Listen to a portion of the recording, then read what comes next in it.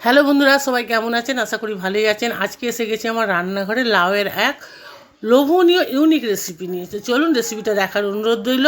প্রথম থেকে শেষ মতো সাথে থাকবেন। এইভাবে লাউ যদি না বানিয়ে থাকেন অবশ্যই বাড়িতে একবার ট্রাই করবেন। ভাত রুটির সাথে দুর্দান্ত লাগবে। রান্নাটা খুবই সহজ আর খেতে কিন্তু অসাধারণ দুর্দান্ত। তো লাউয়ের রেসিপির জন্য প্রথমেই যেটা লাগছে একটা লাউ। আমি একটা গোটা লাউ নিয়েছি। লাউটা বেশ লম্বা লাউ ছিল, দেখতেও খুব সুন্দর, টাটকা কচি। ওপরে খোলাগুলো ছাড়িয়ে নিলাম। সুন্দর করে ছাড়িয়ে নিয়ে আমি 3 টুকরো করে কেটে পানি দিয়ে একটু ধুয়ে পানিটাকে ঝরিয়ে লাউটাকে আমি গ্রেট করে নেবো। ভিতরের সাদা অংশটা কিন্তু বেশিটা নিইনি, বেশ কিছুটা বাদ দিয়ে দিচ্ছি। দেখুন লাউটা সুন্দর করে একদম গ্রেট করে নিয়েছি। এখানে একটা টিস্যু পেপারের মধ্যে দিয়ে দিলাম, দিয়ে ভালো করে এটাকে নিংড়ে পানিটাকে আমি বার করে দেবো।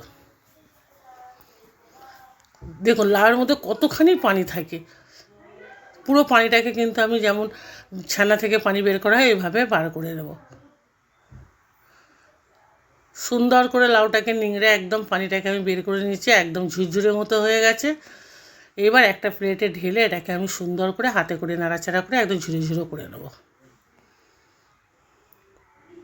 একদম সহজ রেসিপি, ঘরোয়া স্বাদে এতটা সুস্বাদু লাউ যে বানানো যায়, না বানালে বুঝতে পারবেন না। অবশ্যই বাড়িতে একবার ট্রাই করবেন। এই লাউয়ের পানি যতটুকু বেড়েছিল এর মধ্যে তিন চামচ মতো বেসন দিয়ে দিলাম, দিয়ে ভালো করে এটাকে গুলে নেব। লাউয়ের পানিটা কিন্তু ফেলে দিলে চলবে না। এইভাবে আমি বেসনটাকে গুলে নিলাম। এবার এখানে কড়া বসিয়ে দিলাম। কড়ার মধ্যে বেশ খানিকটা সাদা তেল দিলাম, 3 থেকে 4 চামচ, খুব বেশি তেল দিতে হবে না।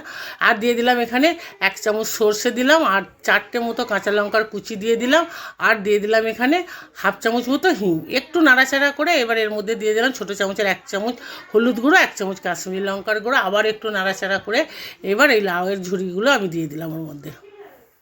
লাউটাকে দিয়ে ভালো করে মশলার সাথে মাখিয়ে নেবো। একদম সব মশলার সাথে লাউটাকে মাখানো হয়ে গেছে। এখানে দিয়ে দিলাম পরিমাণ মতো আমি নুনটা দিয়ে আবার একটু নাড়াচাড়া করতে থাকবো।